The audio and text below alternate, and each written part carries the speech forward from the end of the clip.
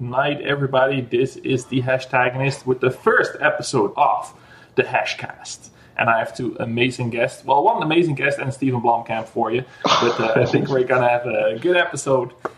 With me, I have the annoyed gamer, Marcus Beard. I'm sorry, this show's called the Hashcast. Yes. I'm out. Perfectly. I am just messing with you, my darling boy. It's okay. You would not. Okay, I'm going to switch it on. I have two amazing guests, Stephen Blomkamp and Marcus Beard. Stephen, how are you? I'm very good, thanks to you. Thanks for having me on. Good. Well, you are one of the old school cast. This is the first episode, but we used to talk before on another show that shall not be named anymore because maybe I get sued. I don't know. Let's just get right into it. So I have a couple of great people, and we're going to talk about a lot of things tonight. But first of all, I want to tell you, if you're listening right now and you have not seen Black Panther yet, we will go into that movie and just have a free conversation. We are going to spoil you all the things. So let's start with that. If you haven't seen it, you want to tune out, do it now. And I'll have at least 2 views on this first video, but I'll take it. Just have a timestamp for when we stop talking about it. Yeah, timestamp, and then we'll switch I'm sorry, over. It's the number one movie in the world. Everybody and his dog has seen it. If you haven't seen Black Panther yet, and you are a aficionado of Marvel Comics, Marvel superheroes, comics in general, black movies in general, and you still haven't seen this movie, what friggin' rock are you under? Yeah, and especially if you follow me on Twitter and still have not seen this movie, you operate in a very specific bubble. So yeah, you probably have seen it by now. Yeah, dude. Let's not spoil the idea of lots of people doing it. I mean, because how many people follow you on Twitter? A couple of thousand. 11,000. Yeah, something like that. So there maybe 1 or 2 haven't seen it yet, but it doesn't matter because they should have seen it by now. So Black Panther, Marcus, what were your initial thoughts? Well, should we explain that I lovingly rib you because I've got nothing but love and respect for you. You're a great guy, and I mean, it's because you're a great guy I take the piss out of you. Yeah. I don't take the piss out of Steven because I can't stand it. Oh, that's fair enough. Fair enough. Everyone's just going to beat me up this podcast. I'll beat you up. No, look, you got that Liverpool scarf going, mate. You sounded a pound. I thought Black Panther was fantastic. It did so much right, and it's funny. And I think some people are going to eye roll, but the last 2 Marvel movies have been my favorite. With Thor Ragnarok, which I thought was just such a departure, because I liked Thor and the Dark World to a certain degree, and I don't want to sidetrack and talk about those 2, but Ragnarok was such a departure and so much fun and silly, and then Black Panther comes along. And it's just a triumph of movie making. It's a great comic book movie. It really does. It's got a cast that cannot be topped. I think by any other movie. I mean, it's just fantastic across the board.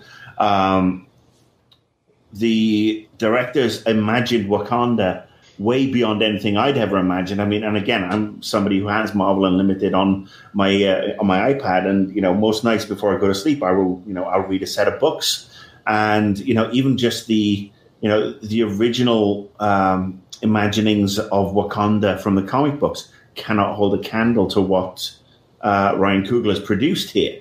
And then we knew that Black Panther was awesome from Civil War. He was he was gonna excite us all.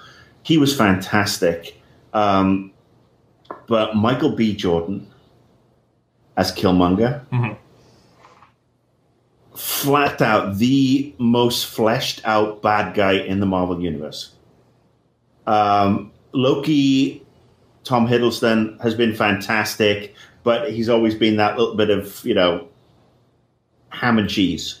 Robert Redford, I saw him called out in another feature discussing Marvel bad guys, and he was fantastic in Winter Soldier. But I mean, there are certain scenes in Black Panther where you look at Killmonger and you see what he went through and how it shaped who he is, and you're like, holy shit, this is actually a 3D fully fleshed out bad guy. Yeah. And he's got the sense of humor, he's got the sociopathic tendencies, but you can see what shaped him. And I mean, he pretty much overshadows the entire cast, in my opinion. Mm-hmm. But that it still doesn't take away from the cast, because I mean, Angela Bassett is fantastic. Lupita Nyong'o is fantastic. I mean, everything from watching, the divided loyalties, watching people turncoat. I mean, even the two token white guys, they were great in it too. In Andy Serkis and Frodo, or Bilbo. The Tolkien white guys. Yes, I see. I set that up for you to put that one up. I did not come up with that. That's like an old internet joke right now.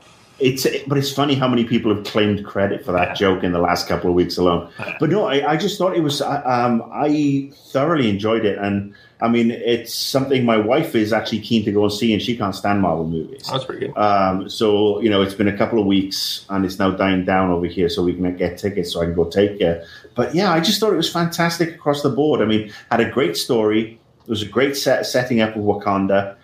Didn't feel like some of the other Marvel movies where, this is a jigsaw piece in the bigger universe. Yeah. It stood out by itself. Yeah. I can't say anything better than that, really. I mean, again, loved Ragnarok, but it looked like it was helped getting us to Infinity War. Yeah. Doctor Strange, Civil War. I mean, all these other ones have been building up to this one point. But this one, yes, it is part of that, and we know it's going there.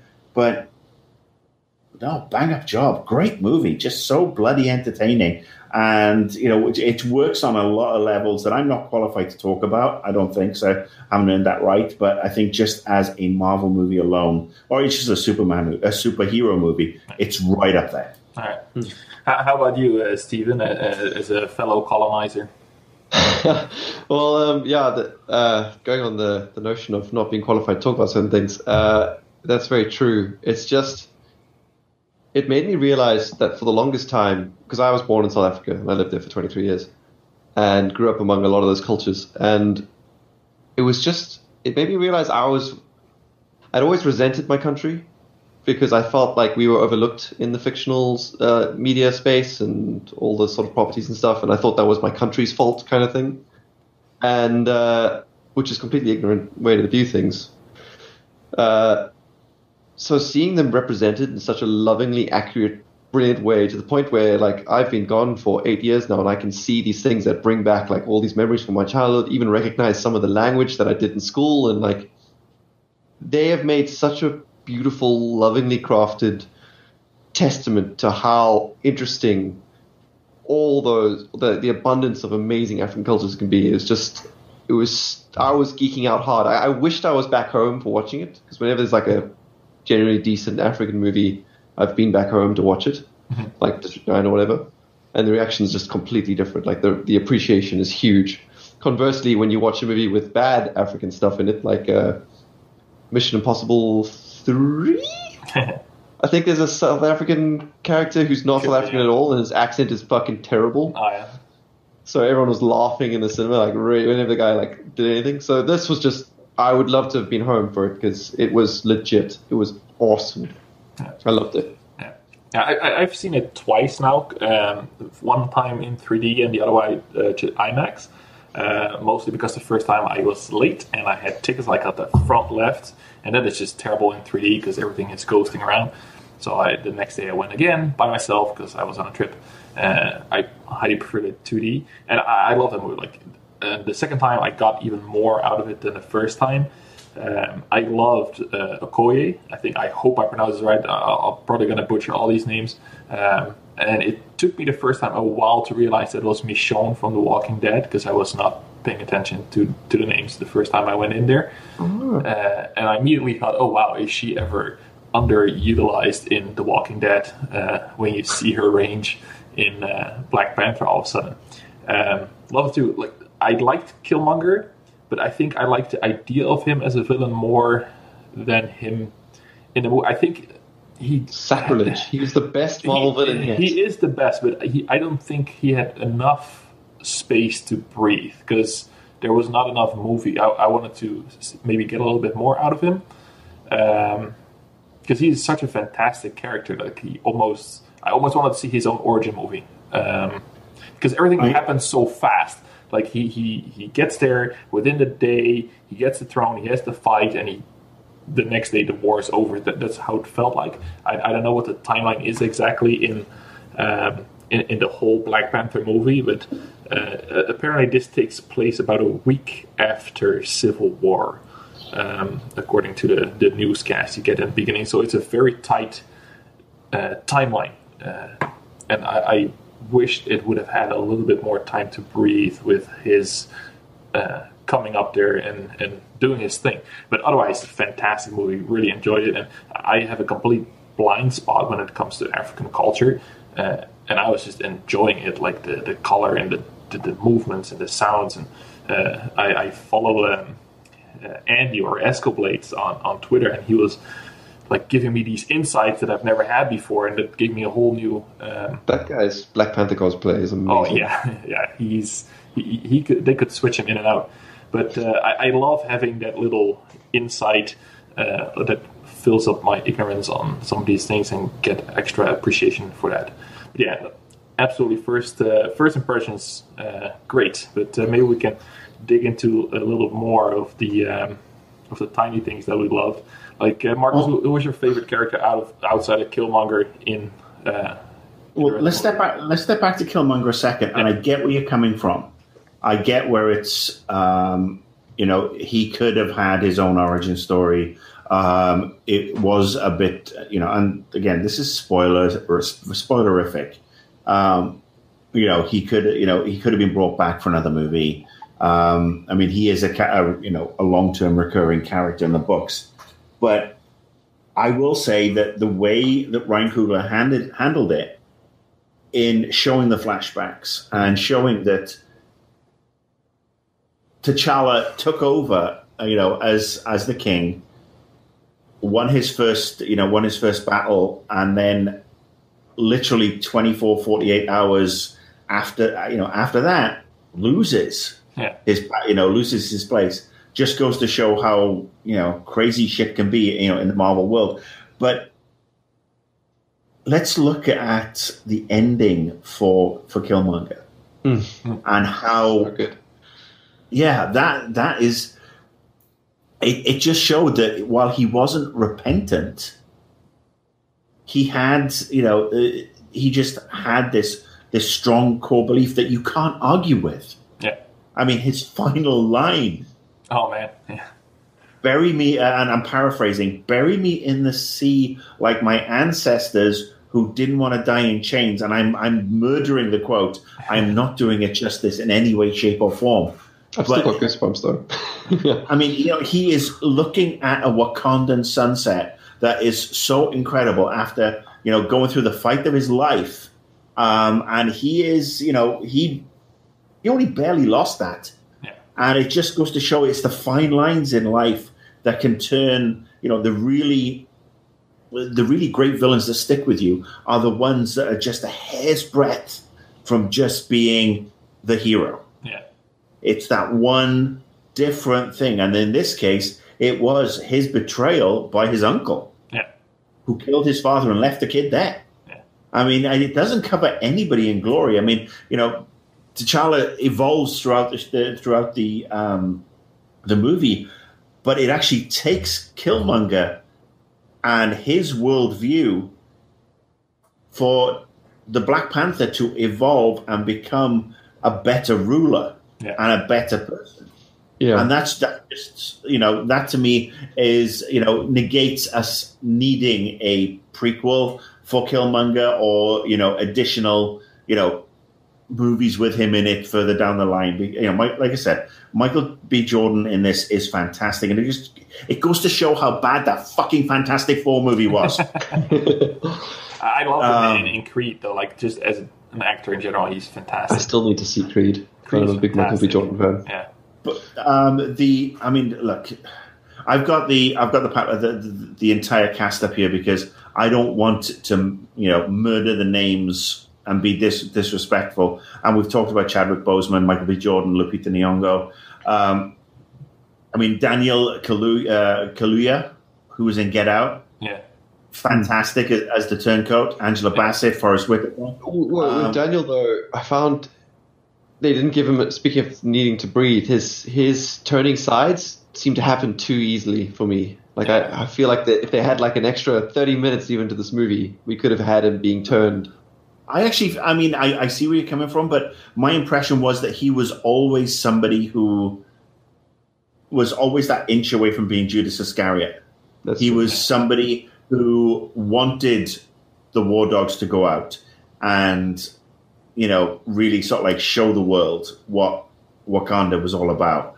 And I think, you know, he executed that very well. And, you know, that the final scene where it comes to love over all country and, you know, how do you choose?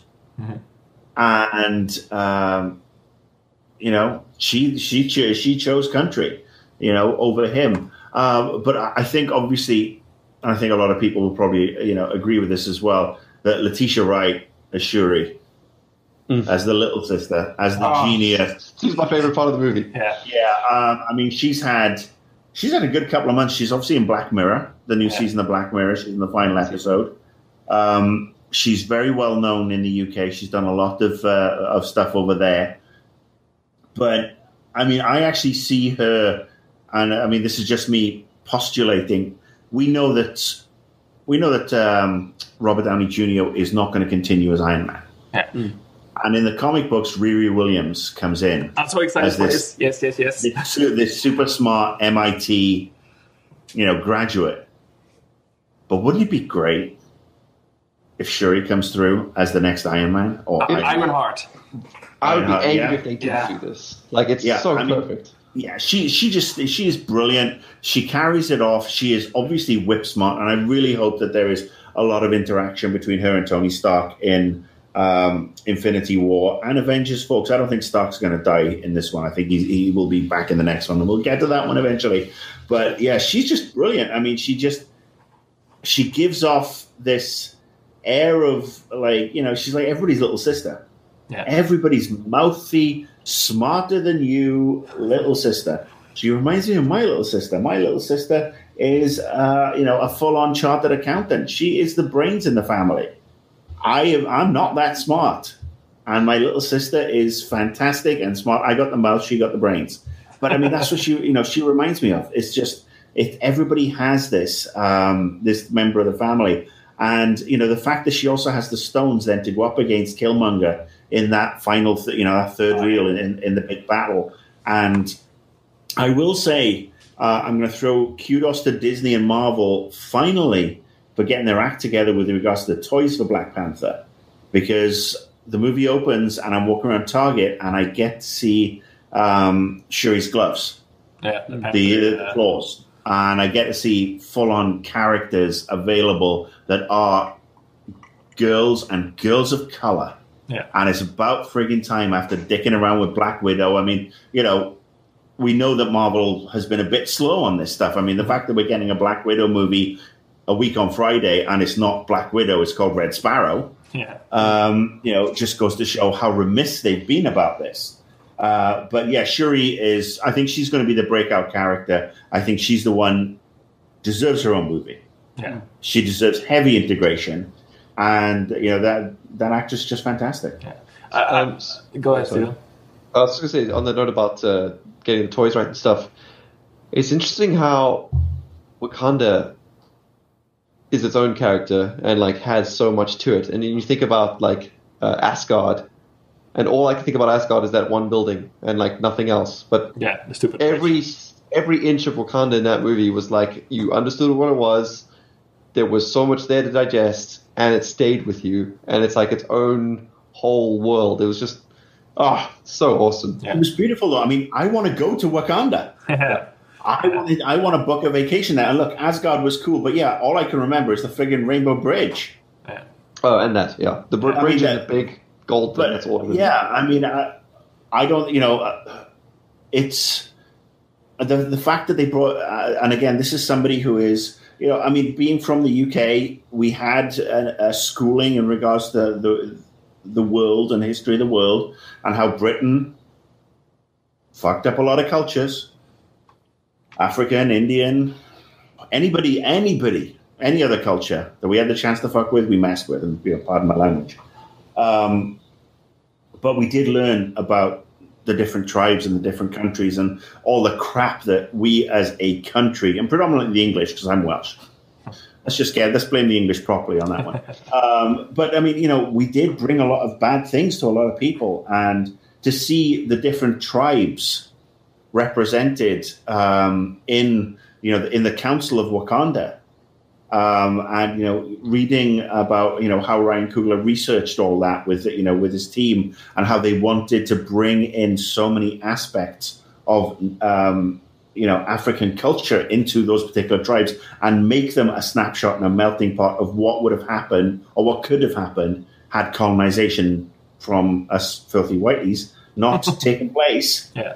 That again is, there are kids watching that for the first time. There are kids watching this version of Africa and watching Wakanda and saying, that's fantastic, when all they've seen is,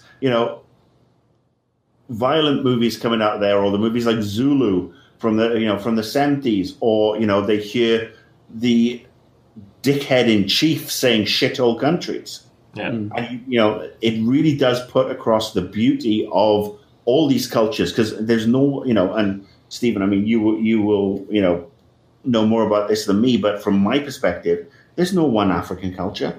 There are so many melting pots. I mean, in Britain, we have Scotland, England, Ireland, Wales, and we have our different cultures within that. But you multiply that by 100, and it's like clan to clan, tribe to tribe. It's incredibly diverse.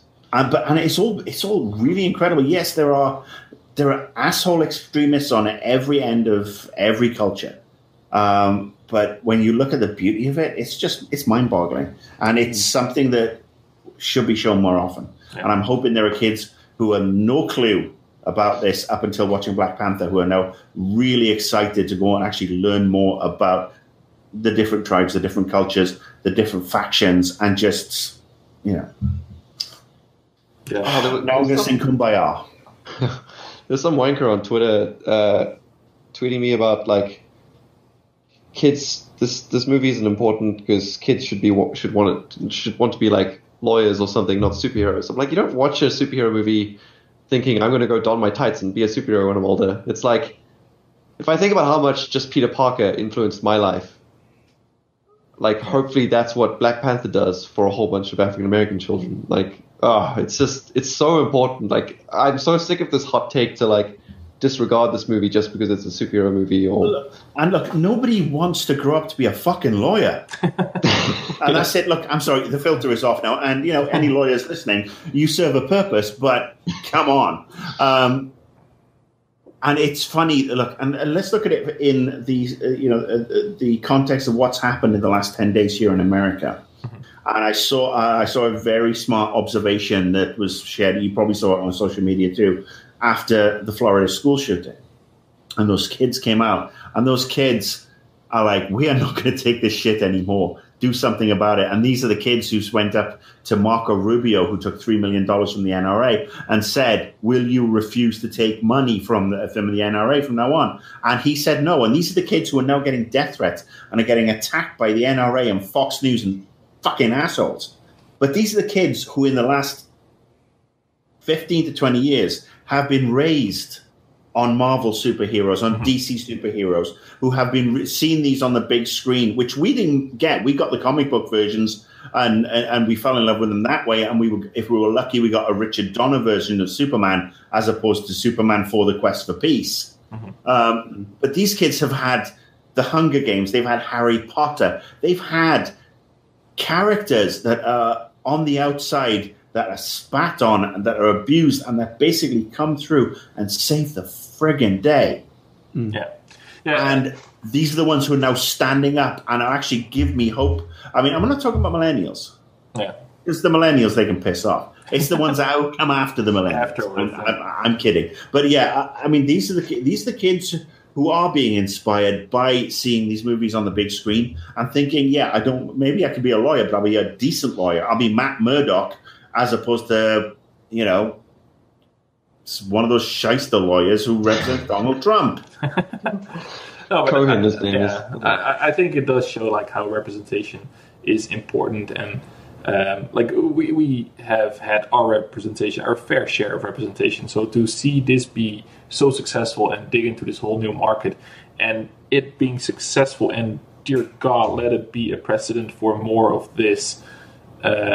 Now, because the dirty side of it, yes, it makes money, but it makes money and it inspires as well. So just jump on this, like make your money and inspire a nation. That is better than creating everything for us three, I suppose. The male white guy. We're all represented. Can I say something a little controversial? I always. All right, so Black Panther is a great movie and a great superhero movie. Mm-hmm. And it goes to show in retrospect how mediocre Wonder Woman was. Ooh, there's the and I'm gonna throw this out there. Wonder Woman, and the caveat is Wonder Woman is still the best of the DC Universe movies. Yeah. Post Dark Knight trilogy. Mm-hmm. But having rewatched Wonder Woman several times, yeah. and I'm not blaming the director, I'm not blaming the cast, I am blaming Warner Brothers on the way they put that movie together, on the way they executed on the script. Yeah. I would say that as a superhero movie, Wonder Woman falls short of the standard of the Marvel movies, certainly falls short of the standard of Black Panther. Yeah. And I hope that when we see Captain Marvel in 18 months to 2 years' time, that is light years ahead of what Wonder Woman was. Because, like I said, got nothing but love for the team behind, the team that actually made it, not the studio suits, but Patty Jenkins and Gal Gadot and Chris Klein and those guys. But I still think Wonder Woman was not as good as everybody had raved about. I think it was more of a case of a desperate person, thirsty person in the desert will drink piss just to satiate their thirst. Yeah. And I'm not saying it was piss. I am saying it was better than maybe the first two Thor movies. I think it was better than Iron Man 2 and 3.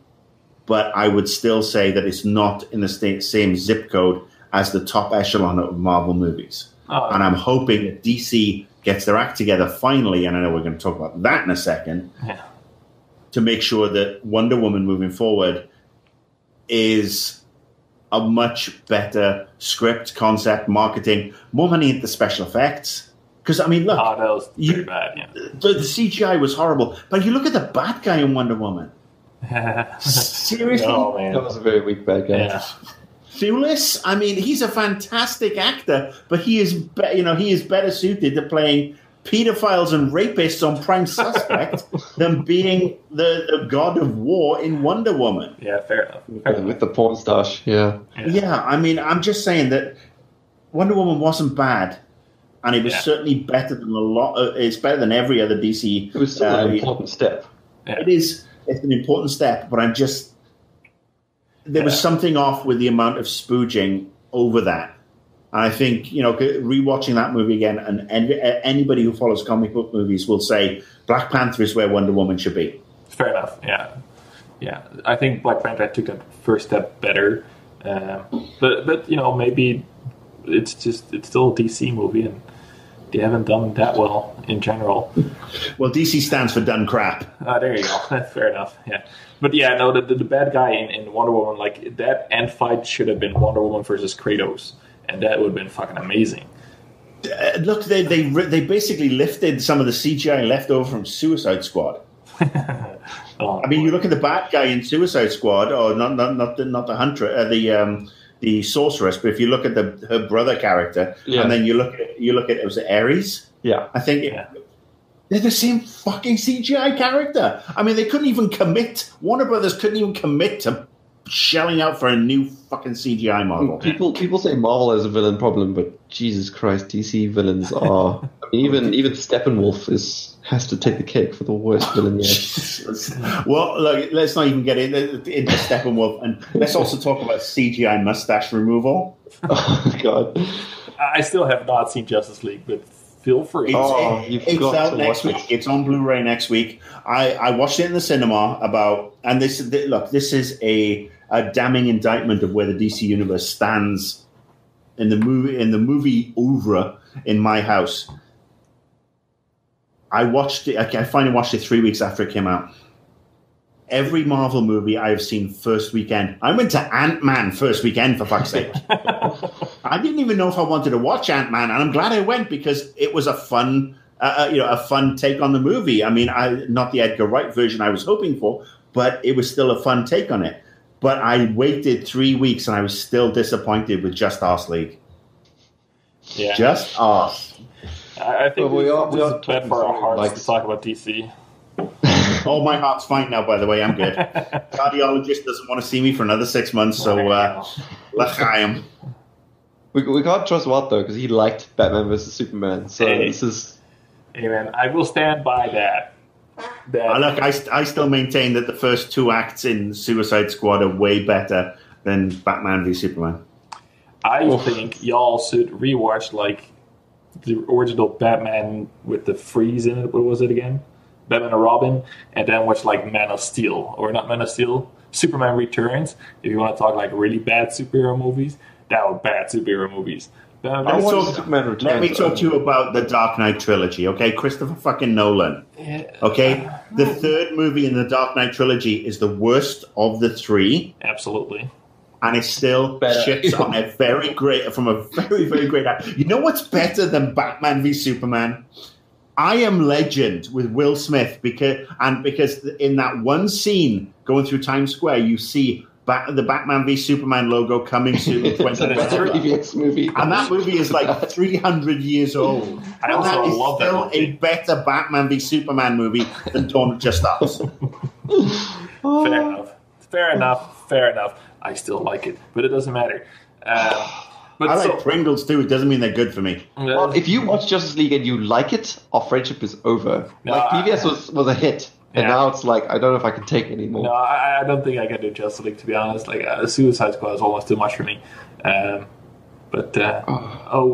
well. But we're, like, spoiling Black Panther now by talking about this garbage. We're just showing how good Black Panther is. That is true. It's a good comparison to complete garbage, but I don't think it needs that. You can actually compare it to good movies. Like you touched a little bit on Thor Ragnarok, Marcus, that... you love that movie, and I really enjoyed the movie. I thought it was funny. I think the comedy in Black Panther is better and less grating than in Thor Ragnarok. I think the jokes in Black Panther are just so good. They feel so natural and organic. While in Thor, I had a little bit like, okay, right joke number 342. I don't know. Like, Thor felt like a comedy movie, whereas... Fair enough. Black Panther felt like an action-adventure. Yeah, but Thor, like, is a dark-ass movie where he loses literally everything, and it's peppered with a ton of jokes. Like, I enjoyed that movie, but it's not a light-hearted movie if you look at the material or the story that's going on. But in Black Panther, it just felt like that relationship between T'Challa and his Shuri, like, that comedy worked just so well. Plus, that's brother-sister comedy. You can't really beat that. I mean, sibling rivalry. But I will look. I'll say to you this with regards to Ragnarok. Yes, and again, spoilers. Thor loses everything, but the humor that was brought through in that movie, it was. If compare that to Iron Man 3. Mm-hmm. Shane Black directed and wrote Iron Man 3. Shane Black, who did Lethal Weapon, Kiss Kiss Bang Bang, numerous other excellent movies. Mm-hmm. And then you look at Iron Man 3, which was basically Robert Downey Jr. and Don Cheadle trying to be Riggs and Murtaugh. Fair enough, yeah. And failing fucking miserably to produce the worst of the Marvel superhero movies. Yeah, I think Iron 3 is I mean, it was made a lot of money, but it was Lethal Weapon 5, and it was unwanted, and it was a pile of stank. Look, if you want to make Iron Man movie, put fucking Iron Man in it. Fair enough. I'm sorry. I mean, if you're going to do a movie where it's about Tony Stark overcoming, insurmountable odds as a human being, fine, do Demon in a Bottle. But if you were going to waste, all right, let's count them off. Extremis, a great storyline and something that should open a whole new chapter in the Iron Man universe. Let's waste that one. Yeah. Oh, the Mandarin. I like what they did with the Mandarin. I'm sorry. Yeah, sorry. Guy fucking Pearce from Neighbours? Oh, no, I wasn't. Not the Mandarin. No. I meant the actor thing. I love that. Yeah, I think the whole movie relied on that moment, and it dragged on too long after that. I'm sorry, Guy Pearce from Neighbours, the whitest of whitest kangaroo fuckers on the planet. Great actor, but I'm sorry, he's not the Mandarin. Let's talk about AIM, Advanced Idea Mechanics. Bad guys. Very smart bad guys. MODOK. Whole new tangent again for Iron Man. Yeah, I don't think he fits in. Let's just shit on that as well. I mean, seriously, they took every potentially great Iron Man story, lumped them all together, and produced the Batman and Robin of the Marvel franchise. Mm. Iron Man 3 feels so long ago that it's almost hard to count it as the Marvel universe. Well, we'd already had Avengers. Yeah, I know, but it feels like we'd already completely loose from that. It's not that long ago because it was only 2008, 10 years ago, that we had Iron Man. Well, fuck, that's a long time ago. That's weird. Yeah. But 10 years ago isn't that long ago in the grand scheme of things. 10 years ago, we didn't know we were getting new Star Wars movies. We were still trying to get over the fucking prequels. Yeah. Oh. 10 years ago, the Hunger Games wasn't really happening. 10 years ago, we were midway through the Harry Potter franchise. Yeah, we had no Game of Thrones, yeah, there was no Game of Thrones. There was no Westworld. I mean, we were still all rocking Xbox 360s and PS3s. I mean, and that's how, it seems like an age ago because the way technology's gone. The iPhone had only just been released 10 years ago. But when was Iron Man 3? Was it like 2012? No, later than that? Maybe it was later than that. 14. I think it was 14. So that was only 4, maybe 5 years ago. And look, I mean, Iron Man 2 hadn't been great either, but I mean, Iron Man 2 at least had some interesting points in it. Anyway, I don't know how we got onto Iron Man 3 other than that it was this. Oh, that's right, Thor Ragnarok. Yeah. Thor Ragnarok was how to do a Marvel buddy cop movie. Yeah. Yeah.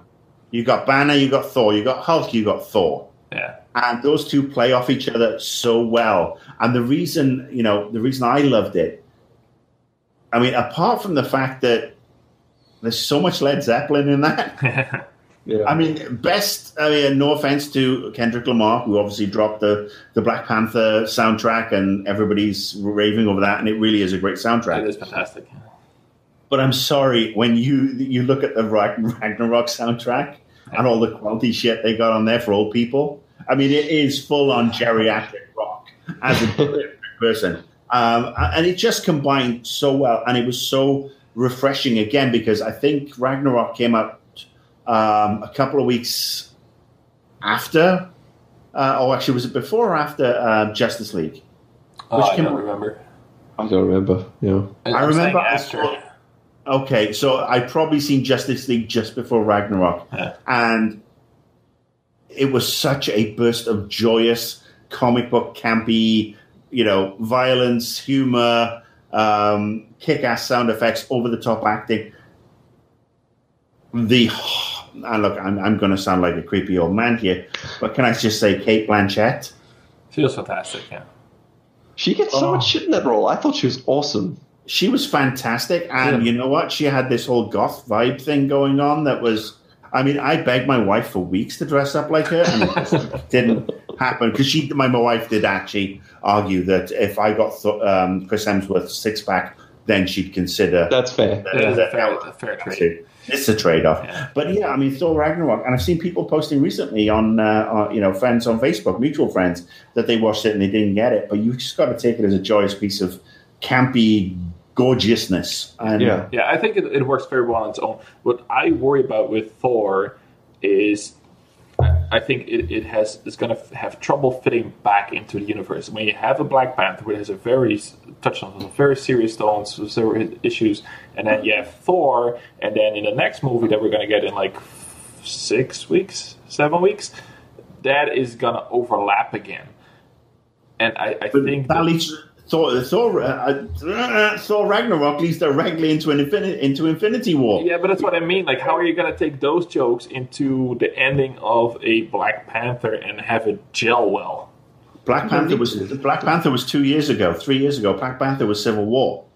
Just like Spider-Man Homecoming was directly after Civil War. I lose track of the timelines, fair enough. I mean, and look, they do make it difficult, but I mean, Kevin Feige has come out and said that Homecoming and Panther both fit in directly after Civil War in the weeks that followed. Yeah. So now we will see a T'Challa and a Wakanda that has evolved and gone beyond Killmonger, and he is a better leader for it in 5 to 6 weeks' time. And look, how can you say that the jokes won't transfer when, we've seen the trailer and one of the first things we see taps into the end of Ragnarok where, again, if you haven't seen Ragnarok, what rock you under? No pun intended.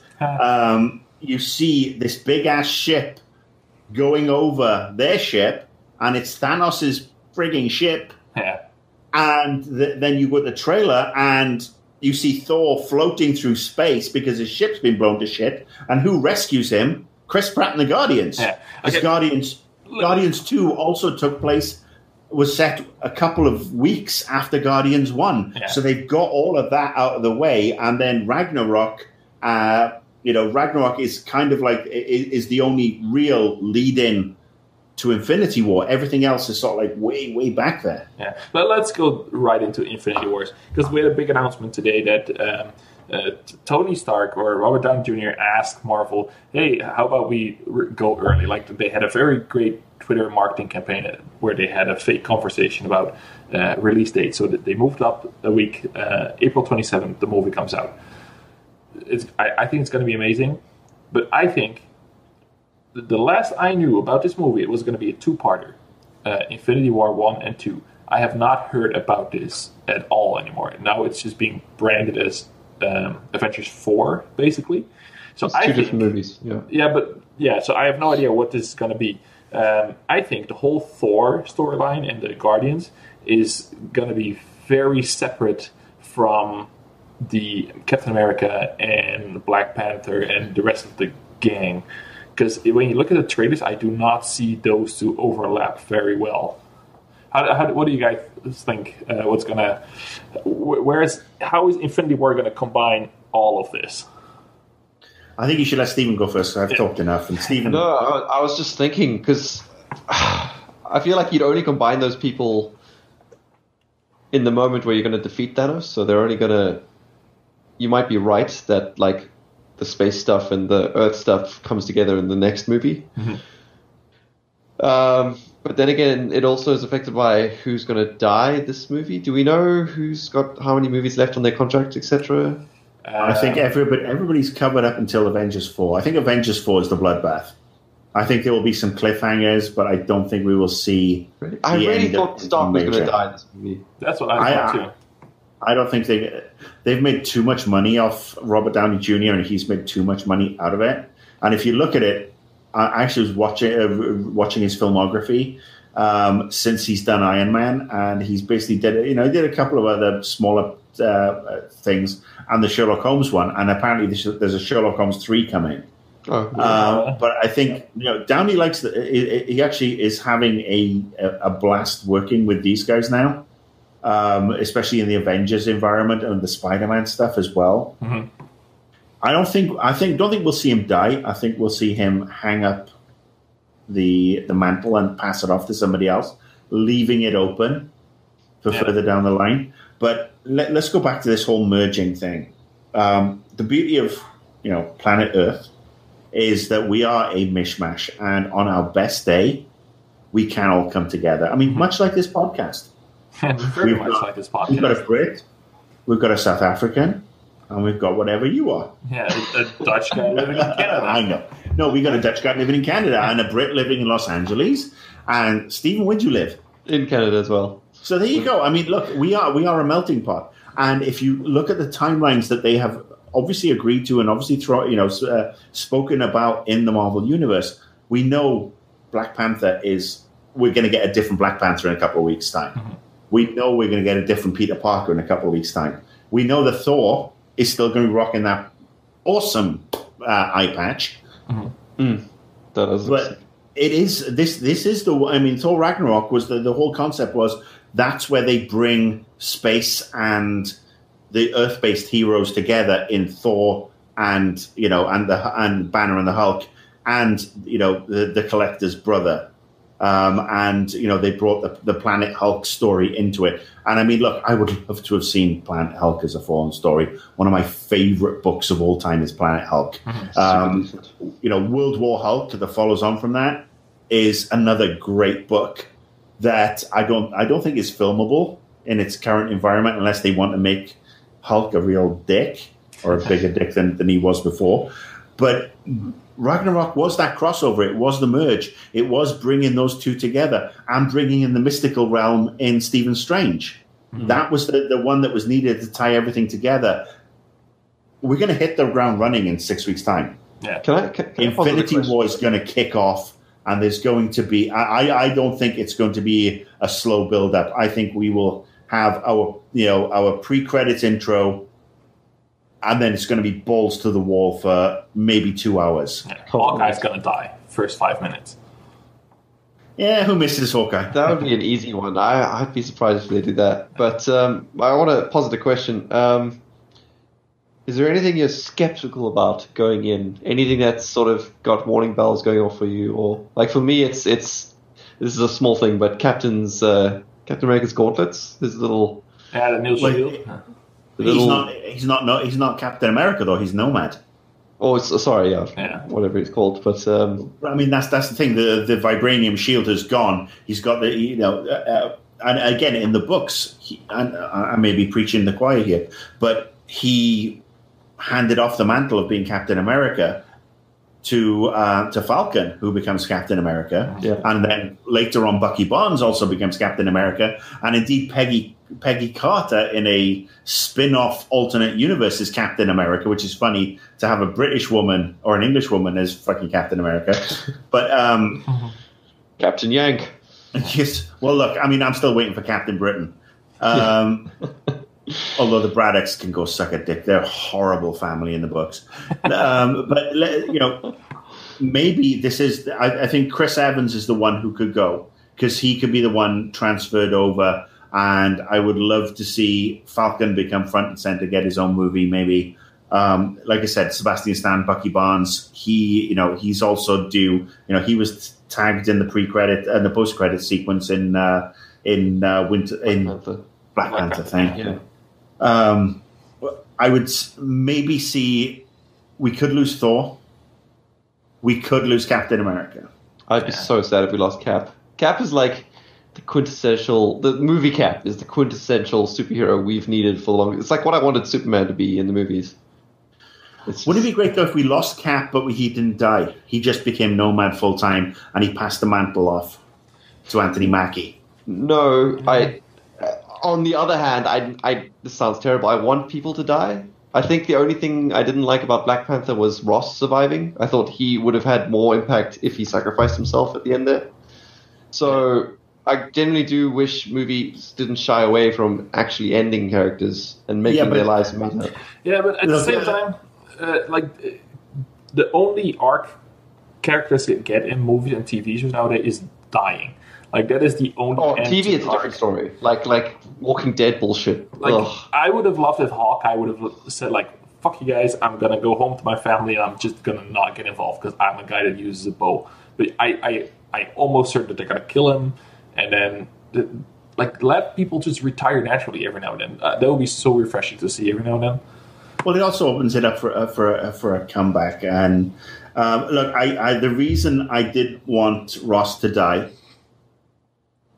simply because, and I pray to, I'm not a religious guy, but I am praying to all the movie-making Marvel gods that we get to some point in Infinity War where we have got Iron Man, We have got Ross, and we have got Stephen Strange in the same room, and Ross utters the words, "No shit, Sherlock." Yeah. That's all I want. Yeah. That's all I want. And then kill them all. I think no, you know that is coming. You know that nod has got to be in there because you've got Sherlock, Watson, and Sherlock. Yeah. I mean, we're obviously not going to get the movie version of Watson. No. But no, I would love. Hemsworth, his contract is coming to an end. So is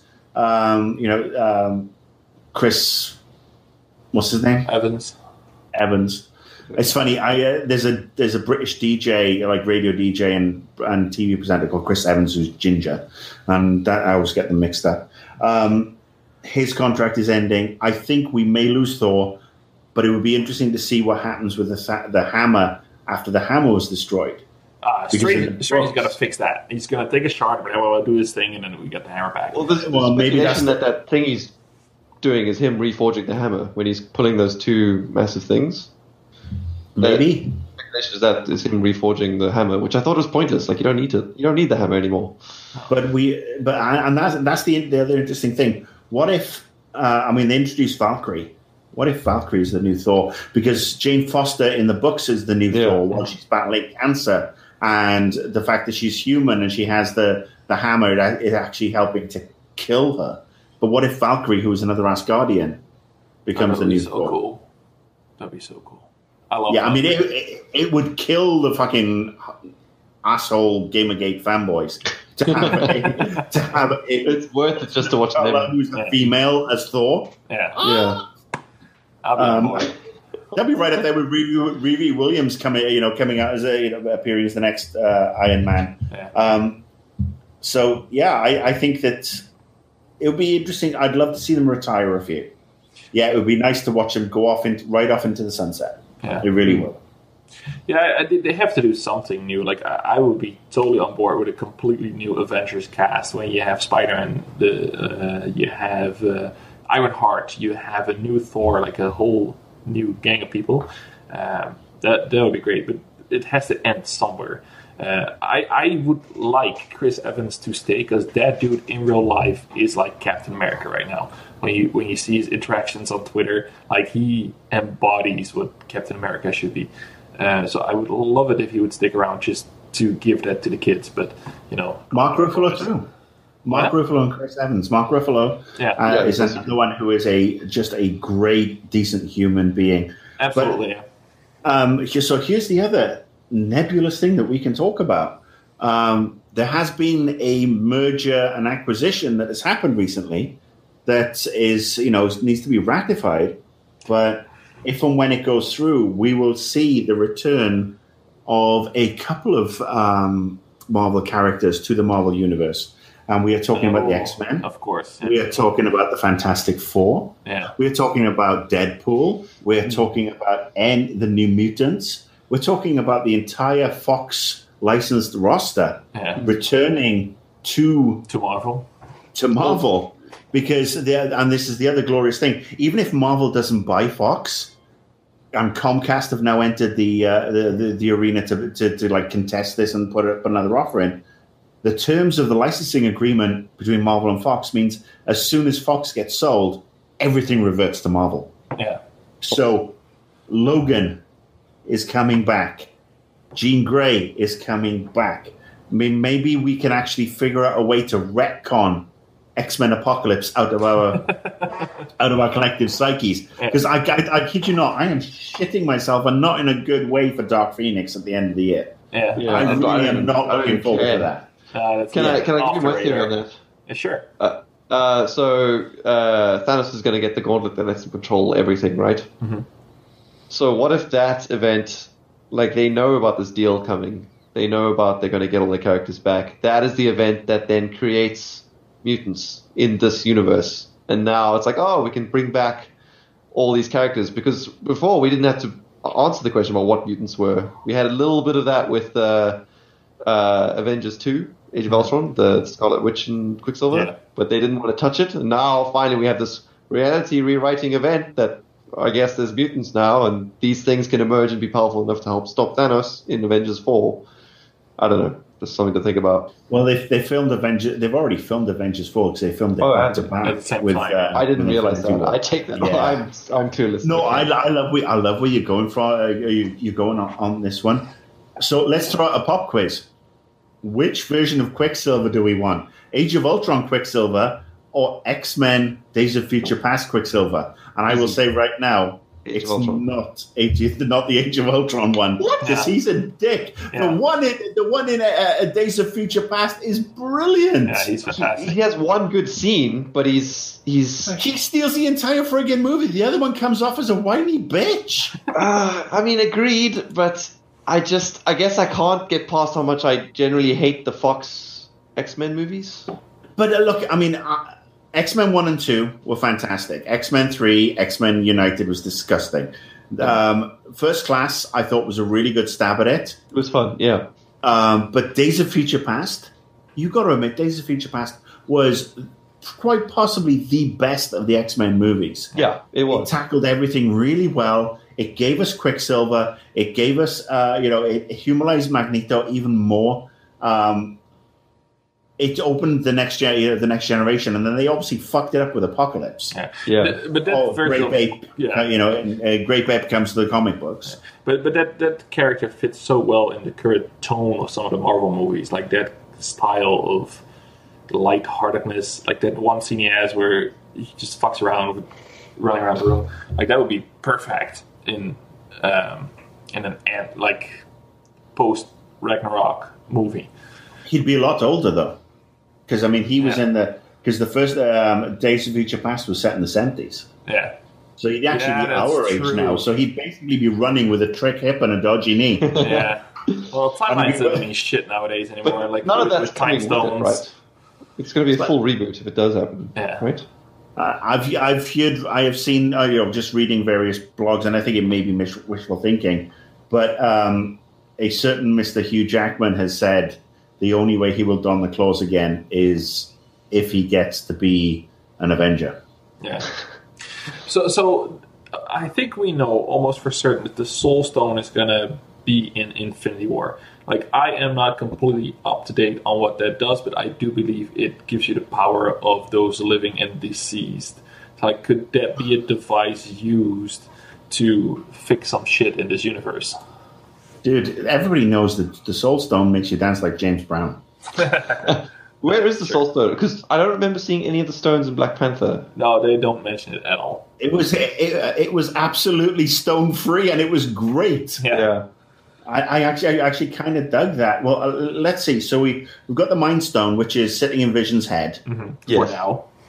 We've got the one from was it Thor: The Dark World? Yeah. Oh yeah, The the red one. Yeah, the gooey one. We've got the one from Guardians of the Galaxy, the purple one. Yes.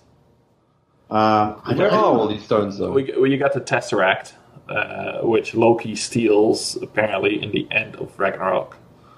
Yeah. Okay, so Tesseract, Guardians why, one. I mean, why does Thanos go after Wakanda? There must be a stone there then. Yeah.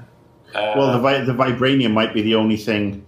I'm actually googling. You got the Time Stone, the Eye of Armageddon, or whatever. In Strange. Yeah. What is I it think called? that's all of them. All right, so we are looking at there are the Infinity Gems. Oh Christ! Give us one of them. The Mind Gem, the Soul Gem, the Space Gem, the Power Gem, the Time Gem, and the Reality Gem. And then there's Gem Truly Outrageous. Oh, that's a whole different gem. Sorry. Yeah, the Eye of Agamotto is also one from Doctor Strange. Yeah.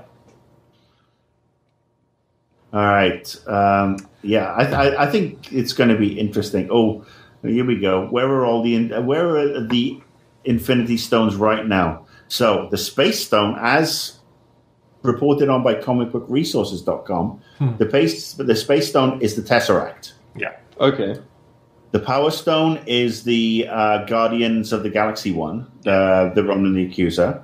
And where's that? That was with Collector has that. Collector had that. Yeah. The Mind Stone is sitting after being in Loki's staff is now sitting in Vision's head. The Reality Stone is the Aether from the Dark World. The Time Stone is the one in the Eye of Agamotto. And the only one we have not seen is the Soul Stone. Yeah. Nobody's seen it. It's not appeared in Black Panther. It might be. So there are some people who believe that the Soul Stone might be the source of Heimdall's powers in Asgard. Okay. Well, that would be a cool way to tie Idris Elba into it. Yeah, but the Aether Stone, didn't that end up in the vaults of Asgard at the end of Dark World? Like something happened, or it starts there, but where does it end up? Because we haven't seen that one in a long time. I don't remember. I'm trying to remember where that stone ended up. I really don't remember either. And I think that's the drag factor of Christopher Eccleston, who is a fine actor, but ever since he walked away from Doctor Who, he pissed me off. Maybe he locked it in the TARDIS. Yeah. So we're gonna get the Tesseract. Looks like is gonna be the catalyst to get Thanos on Earth. We see in the trailer that scene with Loki where he appears to hand it over or whatever, and then Thanos showing up on Earth. Power Stone is probably him bitch slapping like Thor around or Iron Man around. We see someone taking the stone from Vision's forehead in the trailer. Do you think? But we don't know if that is a vision. Yeah, or the Vision. No, I'm not trying. I'm actually not trying to make a pun for once. No, it might be. It might actually be like one of those sort of like nightmare scenarios. Fair enough. But then we do see Vision in human clothes without the gem. Yeah. So do you think he's going to get all of them in this movie, and then the big fight is happening in the follow up, or are we going to have half-seas? Well, they really have stepped away from pushing it as Infinity War Part 1. Yeah. It's Avengers 4. They may have filmed them back to back. They may take care of Thanos all in one go. Yeah. Because we have Ant-Man after. You have Ant-Man and the Wasp directly afterwards, 6 weeks afterwards. But those will be one of those contained things that probably happens before Infinity War. But like Ant-Man is in Infinity War. Oh, they've shot Avengers 4 because in my mind I feel like that film doesn't need to exist now. No, they shot them back to back because we're now into what? We're now deep in Phase 3. Yeah, I think. And if Avengers 4 is the start of Phase 4, I think. I thought Phase 3 was starting with what's the name? Captain Marvel. I thought that was Phase 3. That is a prequel movie technically, and it's gonna take place in the 90s. Oh, really? Wow, I'm so out of the loop. I'm handing in my nerd card. I don't know any of this. Well, that's what I heard. It's going to be like a bottle movie that has no impact on anything at all. Yeah, that's the introduction of the Skrulls. Yeah, I'm so out of it. Apparently, that's what people think because of the green suit that she's wearing in one. When all the fanboys raged because they didn't take a second to Google. Yeah. Yeah. All right. Well, I've Googled the shit out of this. Phase 1, here we go. Phase 3 ends with Avengers 4. Okay. Phase 3 consists of Civil War, Doctor Strange, Guardians 2, Spider-Man, Thor, Black Panther, Infinity War, Ant-Man and the Wasp, Captain Marvel, and Avengers 4, which are next year. And then we go into Phase 4, which is Spider-Man sequel, Guardians 3, and whatever else is kicking around. So, that's why, maybe that's why we won't see the end of some of the heroes in this one until we get to the end of Phase 3. Maybe they're contracted till Phase 3. Yeah, if they're already recorded, then that should be a relatively safe bet. But we'll see. Well, it's going to be great. I know April 27, I'm probably going to see that day one. Once you get tickets, they're still not on sale. Yeah. No, I'm just checking as we speak. Yeah. I've been checking all day. Yeah, but we'll get back to that once we've all seen it and get the crew back together to discuss that. But Marcus, you mentioned earlier that you have some words to say about DC further on. I wasn't sure we want to end on like this pile of negativity that no doubt will follow when you start talking about the crap that DC's been putting out. But I just want to hear your thoughts on that. Well, I mean, this actually, it kind of springs from a conversation Steve and I have been having on Facebook and Twitter because, we talk to each other. And it came up from looking the other night. I tweeted out something. My cat, one of my cats, who is called Puddin, Puddn. Puddin. Which is obviously very familiar as a call sign if you are a Harley Quinn fan. Mm-hmm. We were watching the Killing Joke animated adaptation it had like popped on. Yeah, that's the version to read. Yeah, not the friggin' animated version. The one comic book I own, and it's right here, guys. I refuse to watch the animated one just because I heard what they added to it. So, what is your final verdict on it? Well, this is the thing. They added a bunch of superfluous tone-deaf crap. And it just sprung up, it just sprung into then this conversation about Gotham by Gaslight. Oh, and, you, Stephen, you told me to watch it, and I'm not doing it unless you want to, I really want you to watch it. PayPal me $5.99 to rent the fucker, because I'm not paying it. I will absolutely do that, because you reacting to that movie will just be something for the ages. We should all watch it together and record record and put it out there. It is the single worst animated movie I've ever seen. It is that bad. Yeah, I mean, well, what they did to The Killing Joke, which is a seminal piece of comic book art. I mean, I have, and in fact, hold on one second. I'm just going to step away for a second to grab something. All right.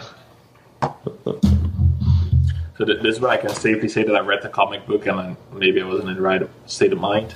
I might read it again because I didn't get what the big hype was all about. Are you about to tell us you didn't like The Killing Joke?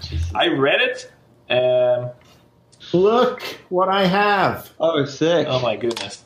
That's awesome. If you are just listening, it's a statue from The Killing Joke and Marcus has with one of his little S&M cherubims underneath. And I mean, that book, the book itself, I mean, to say I love it is I really appreciate it. It's a fucked up piece of work. It's the main thing Heath Ledger based his Joker performance on, isn't it? I could actually see that. I really could see that. Yeah. And to see what they did to Batgirl in particular in this adaptation, where they add this whole new section of a bad guy who is just a mafioso thug who develops a yen for Barbara Gordon as Batgirl, and it culminates with Batgirl and Batman shagging on a rooftop. Oh. And you think about the age difference. It's so weird. And they've been pushing that agenda for years, Bruce Timm stuff. It's just ridiculous. Well, we don't know what age Batman is because Bruce Wayne doesn't appear in this particular movie. It's all Batman. But again, it's just so tone deaf and out of place because then a week later it kicks into the Killing Joke. And just to put an unwarranted sex scene in when you're looking 7 days down the line in the universe, that what happens to Barbara Gordon after she is shot and what the Joker does to her, it's just so trite and offensive, and it just calls into question what has happened to the DC universe in their animated output, because I have a slew of DVDs and Blu-rays from when DC was good, when Marvel, the only thing Marvel was producing was the Lionsgate, Iron Man, Doctor Strange, Hulk and Thor crap. Terrible. Yeah, that's horrible. But then you look at you look at the earlier output from DC with their animated department, and whether it was the series of how great Justice League was, how good Batman the animated series was, Batman 2099. Batman Beyond. Batman Beyond. Sorry, Spider-Man was 2099. Yeah. But again, Batman Beyond, absolutely. And then they started adapting things like Batman, Superman, Public Enemies, which were based on the books, and you can see that very good though. But that's what I'm saying. You can see the gradual decline. You see the son of Batman. You know, the stuff with Talia al Ghul and Bruce Wayne's child becoming Batman, which in the books kind of works, but when you put it in the cartoon environment, really just start to suck. And I mean, the really irksome thing is that, you know, Mark Hamill and the cast on Batman the Animated Series are obviously producing, you know, usual tip-top work. And then you see this shit, and then, you know, I've got this bugger over here, Mr. Blomkamp, who is telling me to go and watch Gotham by Arcelight, which I don't really want to do because apparently you have to. Jack the Ripper has moved to Gotham. It's so far beyond. No, it's so cheeky in that it's not even an adaptation of Gotham Gaslight comic. It's just borrowing the popularity of it because the story has nothing to do with the comic. Have you watched the trailer? I watched the trailer. You should watch the trailer. It's hysterically bad and smug. Really? I haven't watched. I just went in cold. Because I loved the comic, so I was like, "Oh, cool! This is going to be grad," and I just could not. The trailer is on Amazon Prime. You should go look at the trailer. But the point I'm getting to is that while the animated output from DC is going through the floor, and while the movie version of DC is struggling to keep its head above water. The TV output from DC and the Berlanti Productions output, which is Flash, Arrow, Supergirl, Legends of Tomorrow, and Black Lightning, is really, really good. And look, I'm going to remove Supergirl and Legends of Tomorrow because I've not watched Supergirl recently. I have not watched Legends of Tomorrow much at all because it really looks like some cheesy, oh, look, we've gone back to medieval times, but we're actually in a car park in Toronto. So I'm gonna pull those away, although they did their whole crossover event a while back last year, which was actually really quite fun. I'm also going to move Arrow away because Arrow seemed to have climbed up his own ass. I'm going to focus on two titles. I'm going to focus on Flash because that every week has been fantastic. Really high quality. I was really disappointed that Ezra Miller replaced Grant Gustin. He's the separate universe Flash. I know we have multiple Flashes and everything. And Ezra Miller was actually one of the few shining points in Justice League. I thought he did really well. But Grant Gustin does Barry Allen as I would imagine Barry Allen to be. He's a perfect casting. Yeah, he does. And the whole Team Flash, they really are a great unit. And then Black Lightning, which is the one that started, late last year. That's their new entrant. And I fucking love that show. Those are the two I will watch week after week. And if you have, if you don't have cable or you don't have regular TV and you miss out on it, go to the Warner Brothers, the CW app that you can get on Amazon Fire and Apple TV and all that crap, and just watch. You don't need to sign up. They are with commercials, but they're great. And Black Lightning in particular is such a timely piece of work, especially when you see what's going on in the real world and how they are reacting to it. And it basically gives me, as a white guy, some microscopic iota of what it is that African Americans go through in this country on every day. And you look at, and never mind just being a superhero, and being a superhero who is older than perhaps all the other superheroes, because this is a guy who has a family. He has an ex-wife. He has two girls, one of whom is in her early 20s, who does become a superhero in her own right. And I would say that the Berlanti stuff is doing way more to be progressive in the superhero universe than Marvel has, but it's all being kicked to the side. I mean, if you go back and look at, let's look about, we can go back to Flash, and you've got Iris Allen West, who is married to Barry Allen, and she is a black woman. Mm-hmm. You've got Wally West is a black kid because Joe West, who raised Barry Allen, is a black detective. Mm-hmm. And you've got this interracial relationship right off the bat, which is fantastic and normal and decent. And then you've had characters come in and out who are gay and lesbian, and you see these characters in Black Lightning who are, gay and lesbian and people of color, and it's just it just gives you, some sort of friggin' idea. And, and what the shit that, we all go through daily shit, but they go through that daily shit plus 1,000%. Yeah. And I'm not qualified to really comment on it, but I just got to say that, I love what they're doing. I'm happy to support what they're doing because it feels real and it feels kind of grounded, which sounds silly for a superhero, show. But you see what this guy goes through on a daily basis. And, even the first 10 minutes of episode 1, where he's driving, this is a high school principal who is the hero, Black Lightning. He is driving his kids home in the rain. He's in a suit and tie. His kids are in the back seat. He gets pulled because apparently a black man held up a convenience store, and the police pull him out of his car, slam him into the hood, and we see the shit that's going on. And people say, "Oh, you can't put this politics into entertainment." It's the only fucking way people will learn nowadays, because of all you're doing is watching entertainment and not watching news, because news is fake news. I won't watch that particular end. Well, it's like, you know what? If you want to watch that shit, this is the only way we can get this down your neck. Pull away from watching fucking Keeping Up with the Kardashians.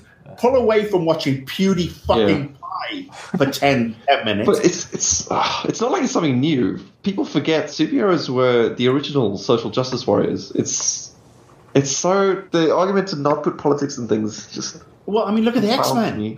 Oh, Wolverine's my favorite superhero. He's an X-Men. Well, you know what? The X-Men is an allegory for how, people of various ethnicities were treated by white people in, any time pre-fucking 1980. Yeah. Don't bring your politics into my comic books. Yeah. I think the whole politics section is like, it drives me nuts when people go like, don't bring your politics to my games. Because even today, like, games are brought into politics. So this happens all the freaking time in both ways. So just to try to shy away from it as if it doesn't touch the things you love, that is such bullshit. And if you are listening to this podcast, you can be guaranteed that we'll talk about political stuff on these issues, because they are important and they touch even the things we love. So yeah, absolutely, don't come here with don't bring politics into my comic books, my games, or my movies, because that's what makes it important. Where did the Black Panther group get their name? Yeah. Oh, was it actually from the comic? Who came first, the comic book or the group? I honestly have no idea. You know what? I'm going to leave you to Google that for a second. I have to let my cat out because he needs to go pee. So you Google that, and I'll be right back after these messages. All right. Ding, ding, ding. Unbelievable. It's a literal cat pee break on the first episode of the Hashcast, which is more than appropriate, I would say. Have you seen anything of the Black Lightning, Steven? No, I haven't checked it out yet. I'm not fully on the same page as Marcus in that I find the CW stuff kind of terrible for the most part. Except for the Flash, which is fun. I've only seen like 2 episodes of the Flash, and both were on a plane, so which is not the best experience, and they were also not very fun episodes. But it's too much to keep up with, man. Like, you got the Flash, you got the Arrow, you got Supergirl. Flash is the kind of show that you don't have to commit to. You just put it on in the background and do something else, and you'll have a good time. Yeah. Like, I think that was like the first episode, so it was like season 4, episode 8, something like that. I don't think I've even gotten that far. Oh no, it's just, on a plane you get like an X amount of episodes. So I never really got into any of that. But to be fair, I haven't really been into the latest Marvel stuff either. I did not see the Defenders. I did not see Iron Fist. Thank God. Well, you're lucky. Yeah. Those things almost put me off superheroes entirely. Yeah. Iron Fist suck balls. Yeah, I did not specifically like Punisher. I love Punisher. I loved the Punisher in the first 4 episodes of Daredevil Season 2. I did not very much enjoy the Punisher as its own show. I liked the side story about the vet a lot more than I enjoyed watching Castle fix someone's Wi-Fi. I'm going to shock the entire audience and the entire world here. I'm going to side with Mr. McDutch. Yes! I was eminently I was eminently disappointed in Punisher. Frank Castle, circa Daredevil season 2 was fantastic. Yeah. I was expecting more of that, but I didn't hate what they did. I actually quite liked what they did. It wasn't what I was expecting. It's just become so fucking miserable. Yeah, and it takes all his storyline away by making it like a weird double-cross secret government organization operation.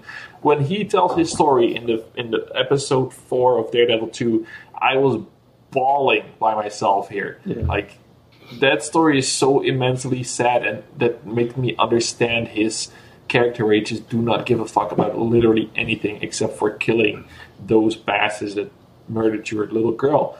And now it's just like, oh, it was secretly your old general or whatever. I wasn't. Thank you. Yeah. Have you read Punisher Max? No, or the Garth Ennis run? It's the one. Last time we were on a podcast, I insisted Wap read because that is my favorite comic of all time. I'm actually looking at it now, and I'm going to just grab it. Well, hold on, I'm going to hold it up so you can screen grab it. It really is my favorite comic. I've never read something more often than I've reread. God, these headsets are annoying to put on and off. Get the wireless one. There it is. All right. That's the old one, isn't it? This is the Punisher Max. I mean, sorry, that's the one post Garth Ennis. Yeah, sorry, it's not the Garth Ennis one, but it's still. Yeah. This is a brilliant one, and then yes, I think I've got Punisher Max somewhere else. Maybe I'll put it in a different pile. But yeah, the problem with the Punisher, wouldn't it have been eminently better that if you got to the bad guy reveal on the Punisher season and it was Wilson Fisk? Yeah, that would have set it up for something new. That's what we wanted, and look, I think this is the problem I have with the. I don't know if we're back recording or whatever, because now we're just shooting the shit. The problem I've got with the Netflix stuff is they're sucking the joy out of the Marvel superheroes. Yeah. That's why Ragnarok was so much fun. I wasn't expecting joy. I was expecting like horrible, cathartic violence against bad people in Punisher. But no, I'm just across the board. I mean, you look at Defenders, you look at Jessica Jones, you look at even Daredevil, you look at Luke Cage. They are all, if they need a fucking Xanax. Yeah, I mean, it's like you look at the fun, and yes, Iron Man deals with shit, Captain America deals with shit, but there is this humorous counterpoint that we get, and if we can get that in a 90-minute to 2-hour movie, why the hell can't we get it in a 10 to 12 hour series? Imagine, I mean, if we didn't live in the dark timeline where Trump wasn't president and all that stuff, I bet you there is a timeline where like Iron Fist filled that gap, where it was like funny and full of life and that. I really think Iron Fist should have been set in the 70s. That would have been awesome. Maybe Power Man and Iron Fist in the 70s. But, I mean, there's this one episode in Defenders where they're just sitting in a Chinese takeaway. And I just want to get in there and just slap them all and say, you're fucking superheroes. Yeah, good with some cool shit. Just have some fucking fun with it, for God's sake. I mean, yes, Matt Murdock is he's a very serious character. But at least in Daredevil 1 and 2, you had Foggy Nelson. Mm-hmm. And Foggy was the humorous counterpoint. But he was even so limited in the Defenders. And then, yes, you've got somebody super fucking miserable in Frank Castle. But Punisher Warzone was more fun. Oh, no, don't bring up that movie. That movie, as bad as it was, had more fun and heart about it than the Netflix series. Yeah. And look, I mean, that was not good. I haven't even seen the Dolph Lundgren version of Punisher, but I warrant it had more fucking humor and heart in it. Yeah, that's the only version I've seen like years ago when I was a tiny baby. I'm cautiously optimistic for Jessica Jones' new season, but I'm not sure if I got this right. But if they do bring back Purple Man, I'm fucking out. He's not coming back. No, I thought it was like a little part of teaser. Psychology. Okay. David Tennant is too busy being the popular choice to be the next regeneration of the Doctor when they get to the end of the next season and say, "Oh, it was all a dream." We'll see about that. I know you have feelings about that, but don't you have like a specific podcast just to talk about Doctor Who? Oh, look! I'm going to give the new Doctor a chance, and yes, we're going to talk about it on the Lonely TARDIS. I am, I want to give it a try, see how it goes. It's not happening until the end of the year. See what happens. But I'm just saying, and look, I will say what I said on that podcast. I was disappointed that they went with a female Doctor, but I'm delighted for all those female fans and young girls who now get this role model, because we do, we have these role models in real life who don't get trumpeted, but we don't have enough of them in the sci-fi fantasy world. And Lord knows we need more of them. My only issue was, as somebody who grew up without a father figure, the Doctor was that father figure for me for the longest time, as somebody who put brains and talking to people before reaching for an AK-47. Yeah, and I remember when this whole announcement came out, and there was a lot of upset, and I kind of was like making fun of the people being upset about it, and then I talked to you, and you were like, well, like, yes, it's good that there's a female role model now in this niche, in this bubble. But for boys, they lose that role model of the non-violent, smart character. Do they lose it though? Like, we've had 50 years of it or something. Yeah, okay, but the kids nowadays don't necessarily have the access to like 50 years of backlog. They kind of have to see what's on TV. So that's fair enough. I think they'll probably change this back. But it at least helped me understand like why it was important for someone like you, Marcus, who did grow up on that and made that important. It was easy to make fun of. No, I understand why a lot of people were like, "Whoa, well, fictional characters now a girl," and it's and I had the same reaction as as you guys did to this Doctor Who announcement when, oh, Johnny Storm is now an African American in the Fantastic Four, or Thor is now a Jane Foster in the comic books. You do understand where these things are coming from, and like I said, I do not begrudge the new generation of fans who are so excited. The issue I have had with Doctor Who in the Moffat run, especially, is that they haven't been able to write a really decent female character. In fact, probably till the last season, with Pearl Mackie as the companion, and she's been really, really good. From my perspective, my biological father left when I was 2 years old. My mum raised me, and my mum is the most important, right? Her and my wife, most important females in my world. And my mum raised me. She was a single parent. My biological father, when he fucked off, he fucked off. He didn't pay child support. He just vanished. Jesus. And I was about 4, and my mum introduced me to Doctor Who. My mum sat me down on a Saturday afternoon after a show called Grandstand, which was the sporting show that would go out every Saturday on the BBC, and then the results show would go on, and then we would watch Doctor Who. And I saw this guy, this older male figure who I didn't have in my life, because I had 2 uncles who were alcoholics who had, basically abdicated any responsibility to their own families, let alone to me. And I saw this amazing older male figure that was so alien to me. Again, no pun intended. And for the next, my mum remarried when I was 10, and my stepdad is a fantastic man. He really is a fantastic man. And I love him, as I would love, a biological dad. But the Doctor was there first. And the Doctor, we had our moments where we fell out. After Tom Baker left, Peter Davidson came in. And then by the time we got to, Sylvester McCoy, I'd stepped away. But when the reboot came back, and again, it was this character who abhorred violence, who wouldn't carry a weapon. We're talking about a character who's had the chance in the 70s, in the Tom Baker era, there's a series called Genesis of the Daleks, and the Daleks are the Nazis. The Daleks are the alt-right. They are Gamergate.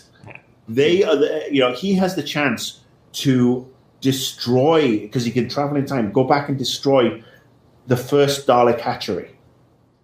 And he turns around and says, do I have the right to do this, to destroy these creatures? Because I know they will kill millions, but they will bring billions together against them. Treaties will be signed. Cultures will merge, all because, to face this common enemy. And I mean, that, for 1970s, British made on a 25 quid, budget, type of thing. It's fucking mind blowing. And that's why I don't go, when I pick fights, I pick them using my mouth. I don't use my fists. And again, I think in this day and age more than ever, when you look, you look at the role models, the ones we have talked about, T'Challa, Iron Man, Captain America, Falcon, they use violence first and foremost. They beat the shit out of everybody else before using their words. And the Doctor was this character who stood apart. And I was mourning the loss of that for a generation of young men who fucking need it more than ever. Because let's face it, you don't get white women or women in general shooting up schools. You don't get white women shooting up churches or being serial killers in general. It's men. Yeah. We have issues, and we have issues with our role models, and our role models tend to be violent, and that's what I was mourning more than anything else. And I was also mourning, the fact that we have some really good characters in that canon, such as Romana and the Rani, who could have been expanded upon, brought back, but Stephen Moffat in particular was too goddamn lazy to do it. So that's why I had my little freak out, but I am looking forward to seeing where Chris Chibnall is taking this, and I'm hoping it's a success. I'm just hoping it's not the end of the character, which it possibly could be. Probably not, but it could be. Do you think we're there yet, that a strong female character can be a role model for young boys? I don't know. I mean, I'm not a young boy anymore. I'm not a young boy. I mean, I can only work on what I had. Young girls need strong role models in popular science fiction, comics, fantasy. They need to see them front and center on screen. They need that because they're woefully underserved, and I totally acknowledge that. Stephen, if you shave, you're a young boy. Do you think we're there yet?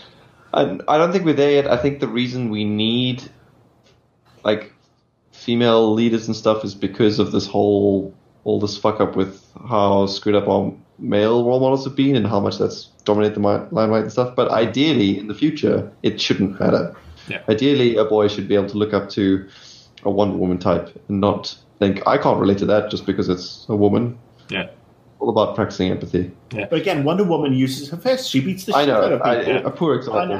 But I mean, this was the beauty, and that's why if they had these characters who were already in canon that they could expand on, it would have been great. But it's they've moved on, they've gone in this direction, and look, it's something that we do need. But let's face it, we are talking about an environment and a country where I live in, where they couldn't even fucking elect a female president.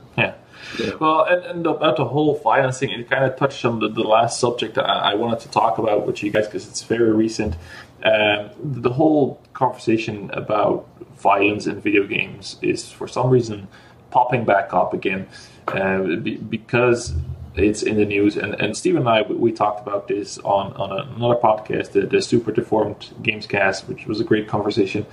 But it's back in the news, and I first of all, let me say I do not believe that consuming violent media causes you to become a violent person in real life. But I do agree with Marcus that most of the role models that we get, whether it be in movies, TV, video games, violence is a key aspect of what we are introduced to in the things we look up at. So.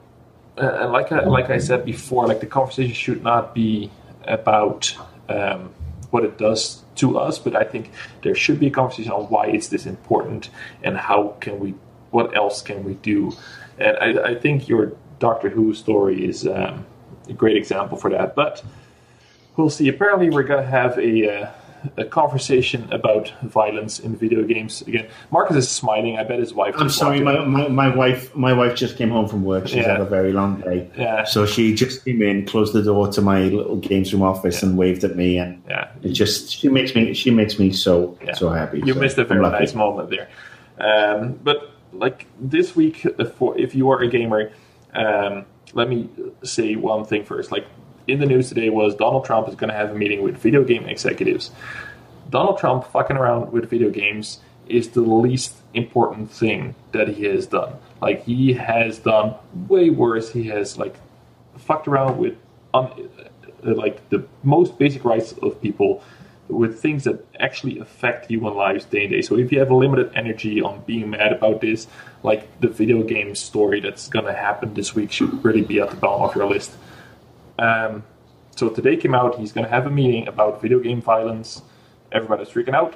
And so I did my job and I reached out to the ESA and I was like, so is this happening? And what they told me was no, nobody got the invite. So we'll see if it was just a weird, like, deflect from the actual... You mean he might just be speaking out of his ass about something? Yeah. No, not Johnny T. Say it ain't so. No. So we'll see, like, if this conversation is even real. I think it's just a big deflect on touching the real problem, which is like firearms in the US. But yeah, violence in video games, it comes up every time. And Stephen, I told you before, gamers in general make themselves a very easy scapegoat, but I want to kind of touch on what Marcus has to say about that as well. How are we going to deal with this, Marcus? Because I think we should have to fix our communities first and then worry about the whole scapegoatism. Because for a journalist to take a look at some video game communities, it's going to take them 2 hours to dig up the worst of the worst, and then I can see how they would connect how terrible we can be as human beings and real life violence. But I kind of want to pick your brain on that as well. Okay, hang on. Let me just... He's trying to back here. Yeah. So, 15 years as a PR guy working predominantly on military shooters. I lost go speak on Ubisoft. I worked on the Tom Clancy stuff. I did Delta Force Black Hawk Down, military shooter. And in Fear, supernatural shooter with military aspects. I pretty much became known as the shooter guy in PR circles. And let me just say, I'm sorry, I'm still cracking, because, I mean, I really want to kick Donald Trump in the fucking nuts, because this is a standard Republican deflection from, look at us, we took 30, 40, 50 million from the NRA. So we can't talk about how bad gun regulation is in this particular country, but we can talk about violent movies and video games. Let's talk about the Sandy Hook shooter, I think it was, who, they found out he'd been playing video games before he shot up that school and killed all those poor children. What game was he playing? It was something completely unrelated. Dance Dance Revolution. Oh, God.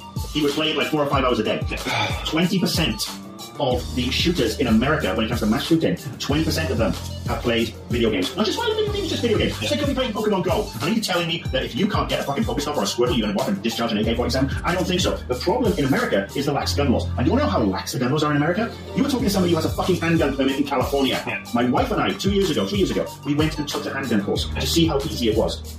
You shoot a bunch of targets, you can hit them very easily, and then you do the stupidest, easiest multiple choice question in humanity ever.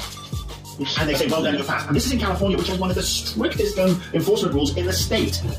And then you've got somebody like Trump who comes out, and Trump and the governor of fucking Butt-fucky-o or Idaho or some rank shite middle fucking America bomb those threats at the Stone Age. I'm really getting wound up. He comes out and says, this is the problem. Violent movies, lack of God and Jesus in our schools. Because, of course, Jesus was big on fucking AR-15, wasn't he? Like, you know what, bless you, Father, Son, Holy Spirit, have some of those, have some fishes, have some AR-15s in your schools, because blessed are the gun toting. And then on top of that, this week, out of Pennsylvania, you see these pictures of this fucked up church where these people are having this commitment ceremony, and they're holding AR-15s and crowns made out of bullets, and you're like, you know what? You guys, if you love your gun so much, you have a hole on your body. Stick the gun up it and pull the fucking trigger, because you are the problem.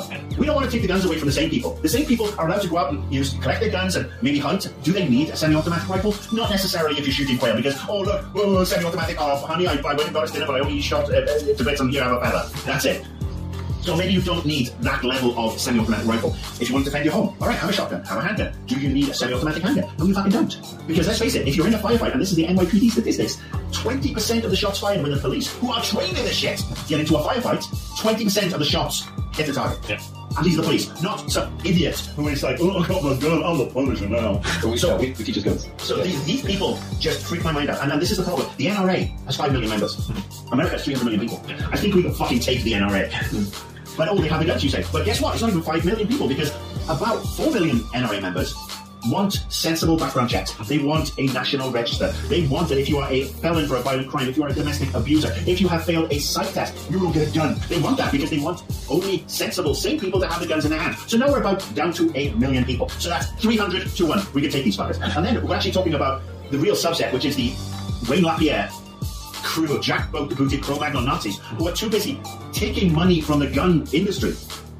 So we're funneling it to be lobbyists. No, you're funneling it to your own fucking pocket there, Wayne. You're funneling it because you want your lifestyle to be maintained. These are the real fucking problem, guys. The NRA was never created as a gun lobby program. It was an enthusiast club. And 20, 30 years ago, these guys came off as sane. They were like, we don't want idiots having guns. We want to protect our fan base. We want to protect the enthusiasts. They were like people who said, Gamergators are fucking morons. We are sane video gamers.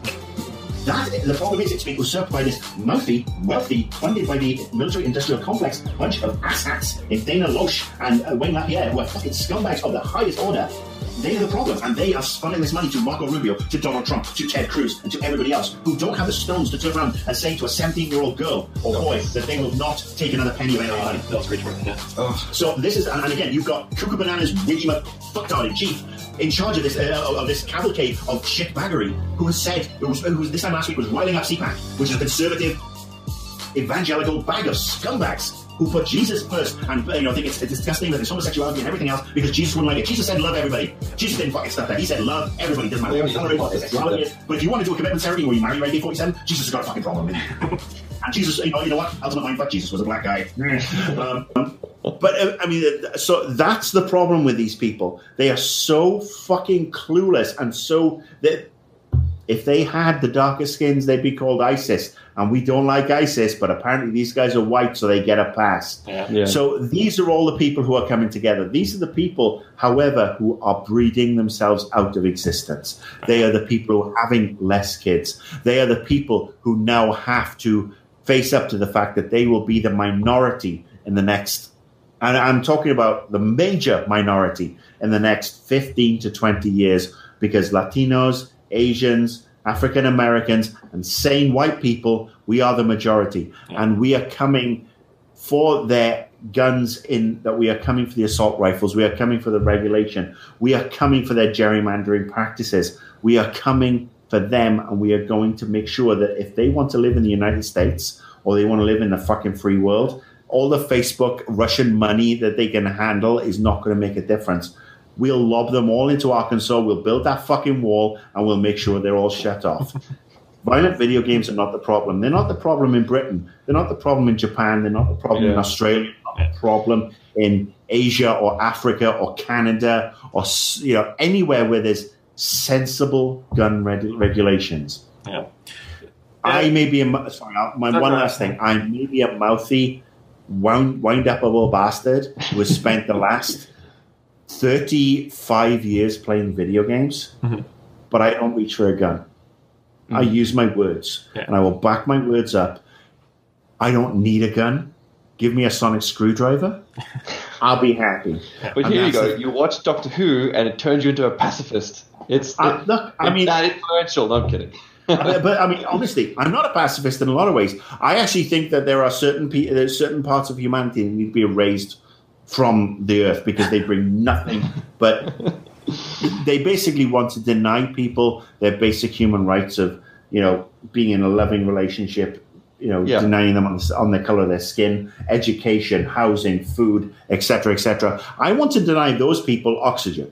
Yeah, fair enough. The Nazis. I will, like I said, put a wall around Arkansas, pull all the decent people out, and then start tossing these fuckers by catapult over the wall. And see how they survive, because I think I would love to subscribe to Gene Roddenberry's future idea of our future, the Star Trek one where we all work together. I think it's achievable. Yeah, and that's the thing. When anybody talks about violent video games, violent movies, or whatever, I've been playing video games, and I've probably played more video games than most people on this planet. because I have launched over 100 video games. My first video games job was in 1990. My first experience of a video game was probably 1979. And I've been playing them all the way through, and I'm now 47 years old. My God, I'm old. But I've played these games, and I've repped these games, and I've worked with military people who are fantastic, amazing people, and they want better gun regulation. Yeah.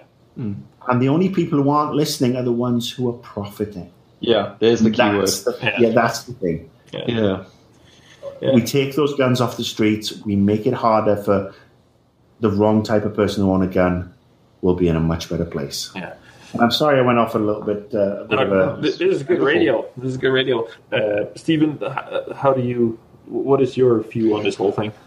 Well, to go back to your question about like what we can do as gamers to not do all this shit like on a much smaller scale. I think there's a few things. First of all, we don't need to worry. No. Because we shouldn't be worrying. Like there's this bigger issue of the real issue of the gun violence and the systemic violence in society to worry about, and the loss of lives and stuff. And I always cringe when I see someone immediately defending games when the shooting happens and stuff. I'm like, no, that's not the thing to focus on now. No.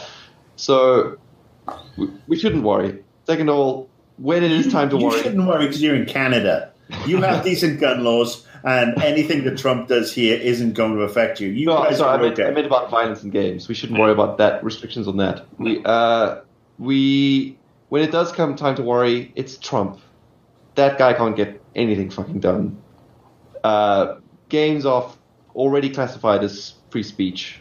That's not going to go away. It's just the thing we need to focus on is being leaders and setting an example, and not rewarding terrible toxic behavior, not praising the PewDiePies and the Dr. Disrespects and putting up all these terrible non-role models in the community, rather looking at the Stephen Spons and the sort of Andrea Renees and those people in the industry. And the S's. Us amazing people. No, it's just like you wrote a brilliant article a while back about I'll never be nice to you again after saying that, but about the negativity bias in gaming. Yeah. It bleeds into everything. Yeah. We're all obsessed with it. We all want the worst thing. We all want the worst of. We just need to it's almost like there's a slow trend that could gain traction where positivity is cool again, like with movies with Mikey and that kind of thing. So I don't know, we just need to... I'm going to say this as a guy who became inadvertently the precursor to a lot of this shit, because I was a night gamer. Mm-hmm. But you came at the right time for that. But I was a night gamer. I still am on Twitter, but I had my show on Game Trailers, and my show was all about trying to defend the consumer from the bullshit moves of the big corporations. And it was this,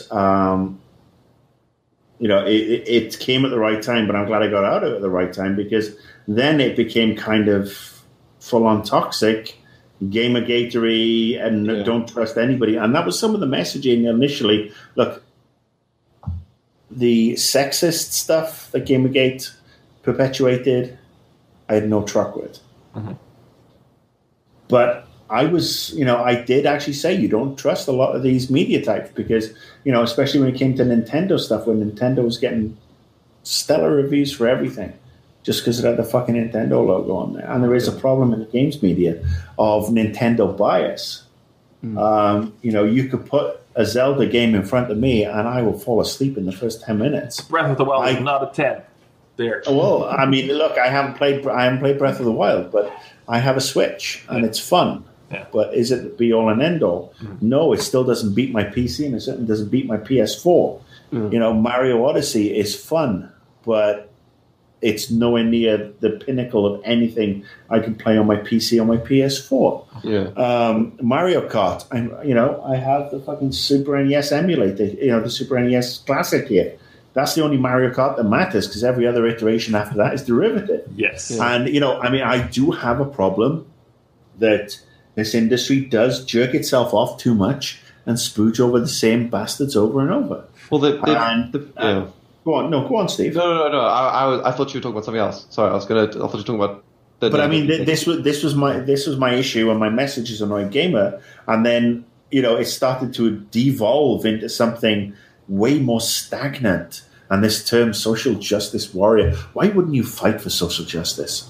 And then it got commandeered. I mean, I take a perverse pleasure in the fact that I was the first person blocked by Milo in the games industry because I went toe to toe with him on Twitter back in the day when I had more followers than he did. Yeah. And I basically called him out for being just a profiteering little bitch because he had written these pieces that were, gamers all sit in their basements in their stained sweatpants and blah, blah, blah. But then when he saw how much money and exposure he could get from siding with the sexist, moronic scumbags, he just cashed in on it. And now look at him. I mean, it's so easy for shit to get toxic. And look, we do need more positivity. And people like Steve Spawn, people like Andrea, people like Alexa Carrera, people like Wout. Aww. I mean, we do need that positivity. And because we need more of that right now, this is why it's rare for me to come and do a podcast. Mm-hmm. Because you don't need me. There's enough fucking negativity. And when the positivity is back, and it's the good positivity, it's not the, Nintendo, when it's not that positivity, when it's not the fucking Kool-Aid. And that is the problem with the majority of the games media, with Polygon, with GameSpot, with IGN. It's the fuck. You can be a fan without being a fanatic or a fanboy or good. Well, it's like marketing materials, not reviewing and stuff. That's, I think, the issue with a lot of these games. Exactly. Where the fuck's the questioning? Why is nobody... And it's funny, the only person who is around who is doing anything now is Jim Sterling. And he is doing some, always has done some amazing stuff that's very smart. We had Total Biscuit for a while, but then we realized Total Biscuit was a bit of a fuck. Like Jim bananas fuck man.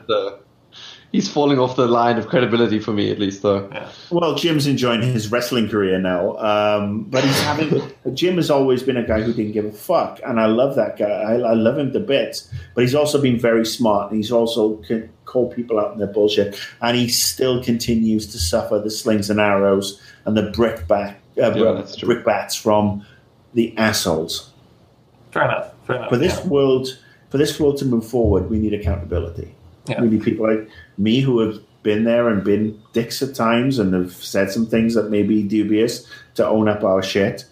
But we also need Twitter and Facebook and YouTube and Twitch and everybody else to stop hiding behind avatars and demand verification and demand that if you are going to be a racist motherfucker or a misogynistic motherfucker and you're going to come out and you're going to say, Donald Trump's awesome, Obama's an N-word and Hillary's a dyke and this and that and the other, you have to be accountable.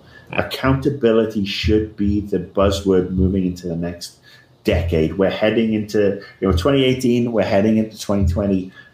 Accountability is what we need. And accountability will lead to people not getting guns who don't deserve it. Because guess what? It'll be a background check. And, you said on your social media that you want to kill all the Jews. Oh, you don't get a gun. Yeah. And that's national. That should be global. That shit should be accountable. Yeah. And I think we're starting to see some outlets or systems that are going to connect everything. Like if you... I wish I knew who was doing this. They say if you are being a dick on Twitter, then you can no longer post on our forums.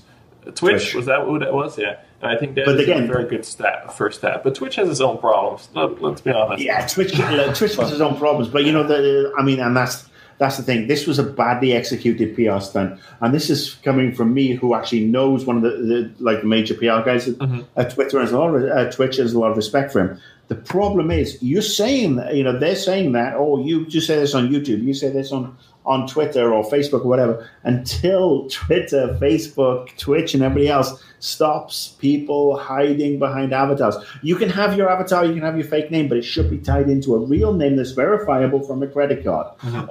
Under 18s can't have credit cards.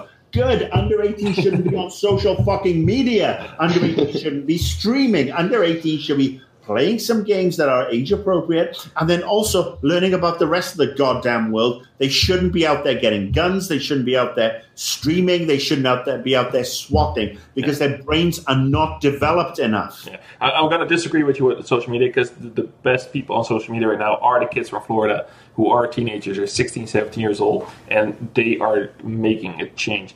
So let's give them like a learner's permit. Learner's permit. The ones you're talking about are the exception to the rule. They're not hiding behind 50 or 40 different aliases. They're not bots from fucking Ukraine or fucking Russia. Yeah. That is the problem. These are the guys who should be verified and fated because they've already come out and said, here I am, front and center, stop the BS, and they should be fated for that, and that's great. The ones who should be rounded up and penalized are the ones who are like, I'm going to go to your house and shoot you in the butt.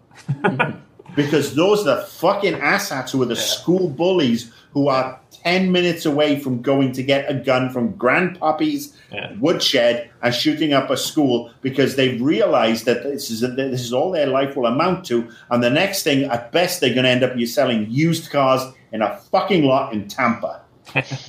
Yeah, I'm going to bring this all back because I think the overarching theme that we've been talking about all night is basically how important role models can be, and like whether it's in movies, whether it's in even on social media, and I've said this before, it's up to people like us to become those role models, to be those ambassadors, these champions of being not positive for being positive, but just being good.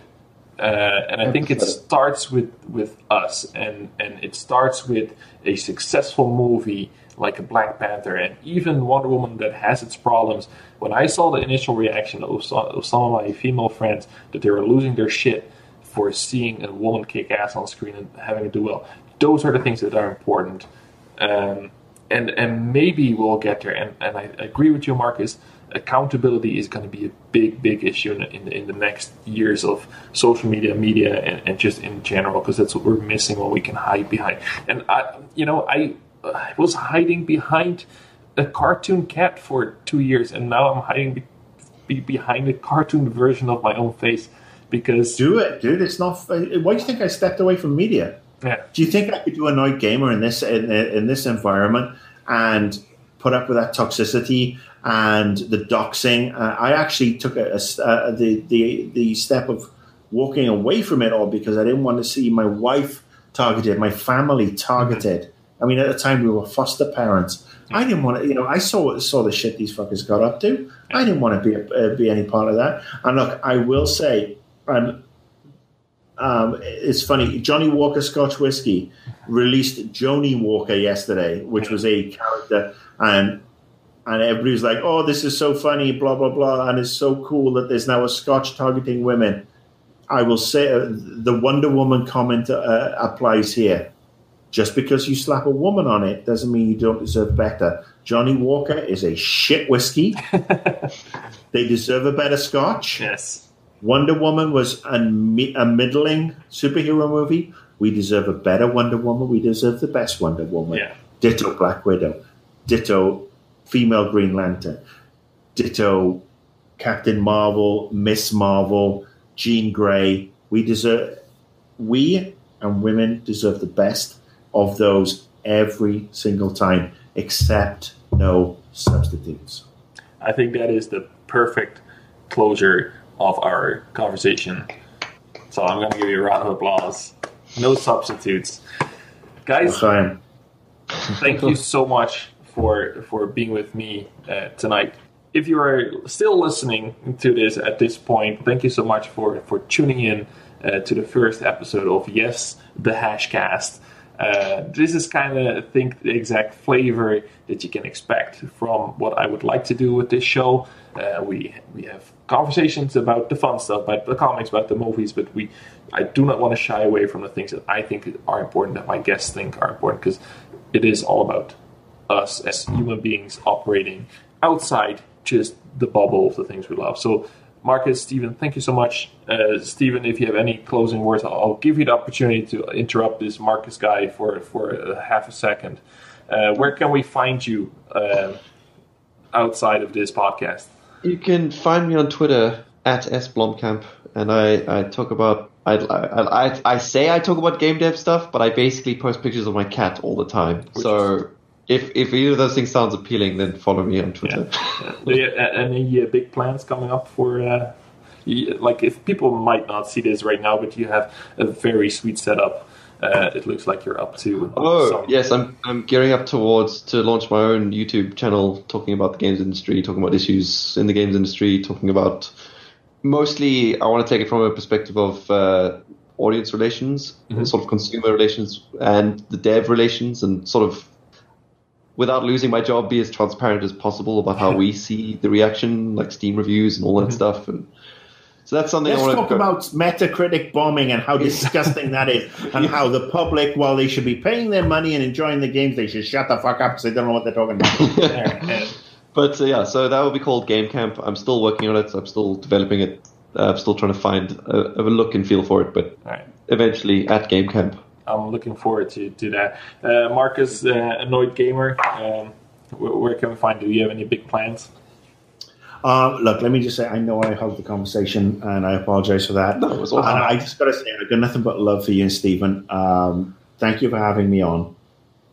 Yes, you can find me on Twitter at @NoidGamer. I don't really post as much as I should. I kind of stepped away from Twitter because it is a kind of toxic environment, and it gets my blood pressure up. But after the whole 2 heart attack thing, I will say that, Stephen, I am so looking forward to your YouTube channel. Oh, thank you. I think it's fantastic. And I mean, I got to say, I'm lucky that I'm Facebook friends with both of you guys. Oh, and I see what great rounded people you are in general. And look, I'm a gobshite who's had a couple too many scotches tonight and is looking forward to cuddling his wife in a minute. But yeah, you guys do good stuff, and that's the positivity we need in gaming.